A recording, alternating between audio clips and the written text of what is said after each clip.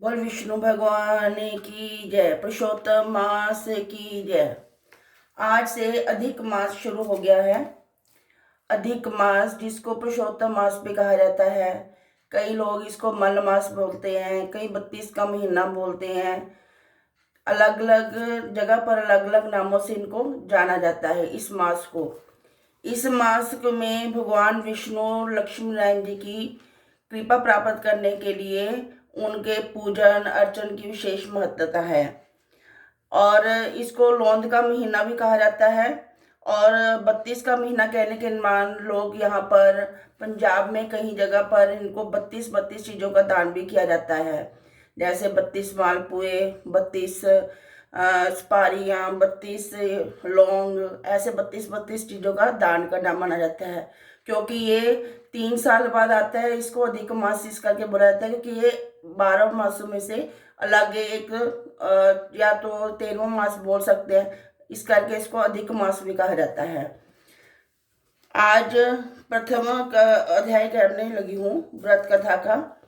वंदे वंदारु मंदारम वृंदावन विनोदितम वृंदावन कथातनाथम पुरुषोत्तम मधुत्वतम। कल्प वृक्ष के समान फलदाता वृंदावन में विनोद विहार करने वाले अनेक कलाओं के स्वामी श्री पुरुषोत्तम की मैं वंदना करती हूँ। यज्ञ करने हेतु नैमिषारण्य में देवलम, अस्ति, पैल, सुमंत, पिपलायन, सुमति, काश्यप, जाबाली, भृगु, अंगिरा, वामदेव, तीक्ष्ण, शरभंग, पर्वत, अपस्तंभ, माटम्बे, अगस्त्य, कायत्यान, रथित्र, ऋभु, कपिल, रम्य, गौतम, मृदुगल, कौशिक, गालब, ऋतु, अत्रि, भृभु, रित्र, शत, बुद्ध, बोधाय, वसु, कौंडनीय, पृथु, हरित, धूम्र, शंकु, संकृत, शनि, विभांडक, पंक, गर्ग, कनाद, जमदग्नि, भारद्वाज, भूभत, धूमत, मौन, भार्गव, करकर, शौनक, शतानंद, विशालाक्ष, विष्णु, वृद्ध, जर्जर, जंगम, जयापार, पाशधर, पूर्व, महाकाया, जैमनी, महाग्राव, महाबाहु, महोदर, महाबल, उदालक, महासन, आर्त, आमलक, प्रिय, ऊर्ध्वाहु, ऊर्ध्वपाद, एकपाद, धुधर, उग्रशील, जलाशी, पिंगल, अत्रि, ऋभु, शांडीर, करुण, काल, कैवल्य, कलाधर, श्वेत बाहु, रोमपाद, क्रदु, कालंगनी, रुद्रग, श्वेताश्वतर, शरभंग, पृथुश्रवा, अधिक, ब्रह्मनिष्ठ और वेद पाठी ऋषि अपने अपने शिष्यों सहित लोक कल्याण के विचार से सब एकत्रित हुए। तीर्थाटन करते हुए इसी समय सूत जी महाराज भी उधर आ गए। उन ऋषि मुनियों ने भी श्री सूत जी को देखा तो सभी एक साथ आदर भाव से उठ खड़े हुए। मुनिगण हाथ जोड़कर बोले, सूत जी महाराज, आप चिरायु हो, आपके लिए यह मनोहर आसन है, इस पर आप विराजमान हो। और इतना कह वे ऋषि मुनि बैठ गए। सूत जी के मुख से विराजमान होने पर ऋषि मुनियों ने सूत जी से कहा, हे सूत जी महाराज, आपने जिस कथा की को सर्वश्रेष्ठ सारूप विचार कर रखा हो, जो भव सागर से पार कर लगाने वाली हो, ऐसी कथा हमें आप सुनाने की कृपा कीजिए। ऋषि मुनियों के ऐसे वनीत भाव से कहे गए वचनों को सुनकर सूत जी कारबद्ध आदर भाव से कहने लगे, हे मुनिगण, मैं आपको ऐसी कथा अवश्य सुनाऊंगा। मैं सभी पुण्य तीर्थों का भ्रमण करता हुआ कुरु और चांगल देशों में से होता हुआ हस्तिनापुर जा निकला। वहां सुना कि महापुण्यात्मा राजा परीक्षित अनेक मुनियों सहित अपने राज्य को त्याग कर गंगा तट पर आए हैं। हे ऋषि जनों, मैं वहां अपने मन की शंकाओं के समाधान हेतु गया तो वहीं मैंने भगवान के महातेज से युक्त प्रतापी महामुनि श्री सुखदेव जी के दर्शन का लाभ पाया। महामुनि श्री सुखदेव जी को जब अन्य ऋषियों ने दूर से देखा तो सबके सब एक साथ हाथों को बांधे खड़े रह गए। श्री सुखदेव जी को उन मुनियों ने अपने बनाए हुए कमल कर्णिका पत्र की भांति उच्च आसन पर विराजमान किया। दूसरा अध्याय। बोल पुरुषोत्तम मास की जय, विष्णु भगवान की जय। सूत जी बोले, हे मुनिगण, राजा परीक्षित ने श्री सुखदेव जी से पवित्र श्रीमद्भागवत की कथा मोक्ष दिलाने वाली परम सुंदर कथा को सुना और मुक्ति प्राप्त कर ली। उसी कथा का श्रवण कर मैं यहाँ आप लोगों के निकट आया हूँ। यह सुन ऋषि बोले, हे सूत जी, आप अन्य सभी कथाओं को छोड़कर हमें वेद व्यास जी के श्री मुख से सुनी हुई पवित्र कथा को ही सुनाने की कृपा करें। सूत जी बोले, ऋषियों, मैं आपको श्री व्यास जी से सुनी उस कथा को सुनाता हूँ। एक समय श्री नारद जी भगवान नारायण के निवास स्थान पर जा पहुंचे। नारद जी ने भगवान नारायण को साष्टांग दंडवत कर देव नारायण की हाथ जोड़कर स्तुति की और कहा, हे देवादिदेव, जगत के स्वामी, कृपा सिंधु, सर्वपते, आप सत्याव्रती हो। आप ही सत्य और सत्य का सार, सब सत्य से उत्पन्न हो। कुटुंब और मोह में फंसे हुए रहने वाले के हित के लिए मुझको कोई ऐसा विचार बतलाइए जिससे मेरा और उन आसक्त प्राणियों का उपकार हो सके। मैं आपके श्रीमुख से श्रवण करने की इच्छा से ब्रह्मलोक से यहाँ आया हूँ। नारद मुनि के वचनों को सुनकर ऋषि पति भगवान ने हंसकर संसार को पावन करने वाली पुण्य कथा कहना प्रारंभ किया। नारायण बोले, हे नारद, अब वृंदावन बिहारी श्री कृष्ण की पुण्य कथा को सुनो। मैं तुम्हें भगवान पुरुषोत्तम का अत्यंत अद्भुत महात्म्य सुनाना चाहता हूँ। इसके श्रवण करने से यश, कीर्ति, पुत्र एवं मोक्ष की प्राप्ति होती है। नारद जी ने पूछा, हे भगवान, हे, यह तो आपने बड़ी अद्भुत बात कही। कृपया सविस्तार मुझे इस कथा को बतलाइए। सूत जी कहने लगे कि हे मुनिगण, नारायण भगवान नारद जी के वचन सुनकर घड़ी भर मन को एकाग्र करने के पश्चात पुरुषोत्तम देव के विषय में बतलाने लगे। उन्होंने बताया कि पुरुषोत्तम नामक एक मास है जिसके स्वामी पुरुषोत्तम हैं। इसका व्रत करने से पुरुषोत्तम भगवान प्रसन्न होते हैं। नारद जी बोले, मैंने स्वामियों सहित चैत्र आदि मासों के महत्व को तो सुना है, किंतु हे प्रभु, यह पुरुषोत्तम मास कभी नहीं सुना। सो इसे कृपया मुझे यह बतलाइए कि यह पुरुषोत्तम मास क्या है। हे स्वामी, कृपा कर ऐसी कथा सुनाइए जिससे कि श्रवण, पाठ और आचरण करने से रोग, शोक और दोष आदि से मुक्त हुआ जा सके। सूत जी कहने लगे, नारद जी के इस प्रकार वचन सुनकर नारायण मधुर स्वर से बोले, बोल श्री विष्णु भगवान की जय। तीसरा अध्याय। ऋषियों ने सूत जी से कहा, हे सूत जी, नर सखा नारायण के नारद जी को जो कथा सुनाई, आप उसे विस्तार से हमें सुनाइए। सूत जी बोले, हे ऋषियों, जैसे नारायण जी ने नारद मुनि से कहा, वह सब मैं उसी तरह आपको सुनाता हूँ। नारायण ने कहा, हे नारद, सुनो। श्री कृष्ण ने राजा युधिष्ठिर जी से जो भी कहा वह इस प्रकार था। एक बार धर्मराज अजातशत्रु राजा युधिष्ठिर को दुष्ट दुर्योधन आदि ने कपट करके जुए में हरा दिया और दुर्योधन के कहने पर दुशासन ने द्रौपदी के बालों को पकड़कर खींचा तो भगवान श्री कृष्ण ने उसकी रक्षा की।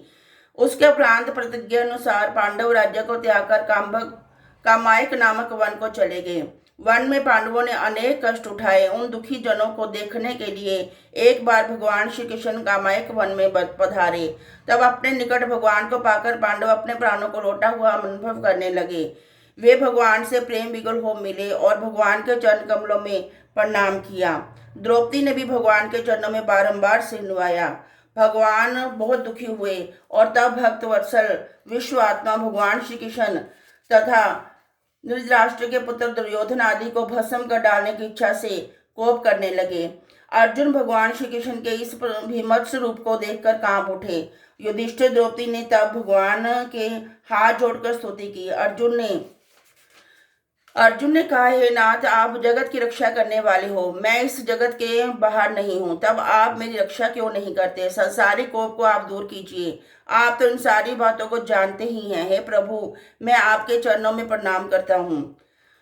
श्री नारायण कहने लगे कि इस तरह अर्जुन के गर्भबद्ध विनती एवं बारंबार प्रणाम करने पर भगवान श्री कृष्ण ने अपने क्रोध को त्याग दिया।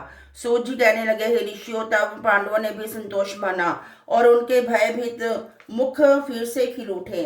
श्री नारायण बोले कि फिर अर्जुन ने भगवान श्री कृष्ण से ठीक यही प्रश्न किया कि आपने जो मुझसे किया है। तब श्री कृष्ण ने तो 2 घड़ी में ध्यान किया और पांडवों के हित के लिए इस प्रकार वचन बोले। श्री कृष्ण ने कहा, हे राजन, आपने यह अनोखा प्रश्न किया, इसका उत्तर देने में मैं अपने को समर्थ पाता हूँ। चैत्राधिक मास, टूटे हुए पक्ष, नाड़िकाएं, ग्राम, त्रियाम, याम, ऋतु, मुहूर्त, अयन, उत्तरायण, दक्षिणायन, वर्ष, युग, प्राराब्ध, अंत और इनमें से भी परे नदी, समुद्र, झील, कुएं, बावड़ी, पल्लव, निर्झर, लता, वृक्ष, औषध वृक्ष, बांस वृक्ष, वनस्पति, पुरग्राम, नगर, पर्वत आदि सबके सब मूर्तिमान हैं और अपने अपने गुणों के कारण ही पूज्य हैं। इन सब में कोई ना तो अपूज्य और ना स्वामी रहित है। हे पांडुपुत्र, इनमें एक अधिक मास की भी उत्पत्ति हो गई। सब लोगों में लोग इसे अनाथ, स्वामीहीन, निंदनीय, अपूज्य और मलमास, रवि, संक्रांतिहीन आदि नाम से पुकारते थे।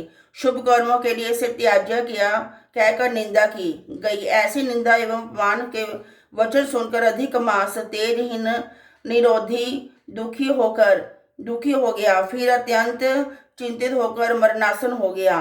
तब अंत में किसी प्रकार अपने मन को समझाकर वह मेरी शरण में आया। हे अर्जुन, वह बैकुंठ में आया और मुझे साष्टांग दंडवत किया। मेरे दर्शन पाकर उसने करबद्ध हो अपने नेत्रों में अश्रु भर लिया। चौथा अध्याय। बोल विष्णु भगवान की जय। पुरुषोत्तम मास की जय। अधिक मास भगवान को प्रणाम करते हुए बोला, हे स्वामी, हे दयानिधे, मैं आपकी शरण हूँ। बलिष्ठ लोग मुझे मलमास कहते हैं, मेरा निरादर करते हैं। मुझे स्वामी रहित और मलिन कहकर मुझे शुभ कर्मों के निमित्त त्याज्य किया गया है। हे दीन वत्सल भगवान, कंस की कोपाग्नि से जिस प्रकार आपने वासुदेव की पत्नी को सुरक्षित किया, आहा, वैसे मेरी रक्षा क्यों नहीं करते। दावानल से ग्वालियों एवं पशुओं एवं बचाने वाले दीन बंधु, आप मुझ शरणागत की रक्षा करें, क्यों नहीं करते। जरासंध के बंधन से जिस प्रकार आपने राजाओं को मुक्त किया, उसी तरह मुझ शरणागत की रक्षा क्यों नहीं करते। हे दीन वत्सल स्वामी, ग्राह के मुख से जिस प्रकार गज को मुक्ति दिलाई, शरण में आने वाले मुझ दीन की रक्षा क्यों नहीं करते। श्री नारायण बोले। तब वह जग के स्वामी विष्णु के समक्ष मलिन मुख बैठ गया। तब दयान सिंधु बोले, हे पुत्र वत्स, तुम अति शोकाकुल हो। यह महान शोक जिससे तुम व्याकुल हो कौन सा है। तुम अब शोक को त्याग दो, मैं दुख अवश्य दूर कर दूंगा। जो प्राणी मेरी शरण में आता है उसे कोई दुख नहीं रहता। तो तुम मृत्यु की कामना क्यों करते हो, ऐसा यह स्पष्ट कहो। नारायण बोले कि भगवान से ऐसे वचन सुनकर मलवास ने दीर्घ श्वास लेते हुए कहा, हे भगवान, आप आकाश की भांति संपूर्ण विश्व में व्याप्त हैं। आपसे छिपा क्या है। आप चर अचर सब में व्याप्त हो। सर्व साक्षी, विश्व दृष्टा एवं निरंजन निराकार रूप में सब प्राणी आप में ही निवास करते हैं। क्षण, लव, मुहूर्त, दिवस, रात्रि, पक्ष, मास अधिक सभी आपने अपने स्वामी से आदेश पाकर सदा निर्मम आनंद में मगन रहते हैं। परंतु मेरा कोई स्वामी नहीं है, मेरा कोई नाम नहीं है और ना मेरा कोई आश्रित ही है। इसी से देवता मेरा निरादर करते हैं। शुभ कार्यों से मुझे निषिद्ध कर रखा है। ऐसे सर्वजनों से निरादर पाकर मैं अब जीवित ही नहीं रहना चाहता। नित्य जलने वाला व्यक्ति किस प्रकार सुख से सो सकता है। अतः अपने धर्म को देखकर जो चाहे सो कीजिए। आप प्रभु हैं, मैं एक तुच्छ जीव हूँ। बार बार आपसे क्या कहूँ। मैं मृत्यु चाहता हूँ, मैं मरूंगा, ऐसा बारंबार कहते हुए नारद जी वह मलमास लक्ष्मीपति के समक्ष ऐसा कहकर शांत होकर गिर पड़ा। उसको इस तरह पछाड़ खाता देखकर संपूर्ण सभा विस्मय करने लगी। नारायण कहने लगे, उस समय वह अधिक मास ज्यों ही गिरकर चुप हुआ, श्री कृष्ण भगवान दया से भर उठे। उसी प्रकार भगवान भी सुंदर वचन बोले। पांचवा अध्याय। बोल पुरुषोत्तम मास की जय। नारद जी ने श्री नारायण जी से पूछा कि हे महाभार, चरण में पड़े अधिक मास को श्री हरि ने क्या उत्तर दिया। श्री नारायण बोले, हे नारद, जो कहा उसे सुनो। विष्णु भगवान ने गरुड़ को संकेत से कोई आज्ञा दी तो वह अचेत अवस्था में पड़े हुए अधिक मास को अपने पंखों से हवा करके चेतन करने लगा। अधिक मास चेतनावस्था में आकर बोला, हे स्वामी, मैं यह नहीं चाहता, मैं तो आपकी शरण में आया हूँ, मुझे त्यागे नहीं। तब ऋषिकेश अधिक मास से बोले, हे पुत्र, तू अब सोच मत कर, उठ तो सही। मुझे तेरे दुख के निवारणार्थ एक युक्ति सूझी है। हे वत्स, तुम मेरे साथ योगियों से भी दुर्लभ गोलोक में चल, जहाँ की गोपी जनों के मध्य द्विहस वाले मुरली मनोहर दीनानाथ भक्तवत्सल वहाँ विराजमान हैं। वे भगवान श्री कृष्ण ही दुख करने वाले हैं। वे ही तुम्हारा दुख भी दूर कर देंगे। आओ पुत्र, हम दोनों उन्हीं के समीप चलें। श्री नारायण बोले। इतना कहकर उन्होंने अधिक मास का हाथ पकड़ लिया और गोलोक जा पहुंचे। ब्रह्मलोक की भांति गोलोक अवस्थित है, जो 3 करोड़ योजन मंडलाकार भूमि में तेज स्वरूप रत्नों से युक्त है। योगी जन उसे स्वप्न में भी नहीं देख पाते। केवल वैश्वजन ही वहां ही पहुंच पाते हैं। वह आदि व्याधि जरा मृत्यु और शोक रहित एवं अगणित मंदिरों से सुशोभित है। गोलोक के दाएं ओर जो शिवलोक है वहां भस्म रमाए सर्पों का यज्ञोपवीत धारण करने वाले शिव अपने गणों सहित रहते हैं। महादेव शंकर को जय चंद्रमा के सम शोभायमान भक्तों पर दया रखने वाले इच्छा से रहित निर्विकार परम परिपूर्ण प्रभु रास मंडल के मध्य बैठे रहने वाले रास रासेश्वर श्री हरि भगवान ही हैं।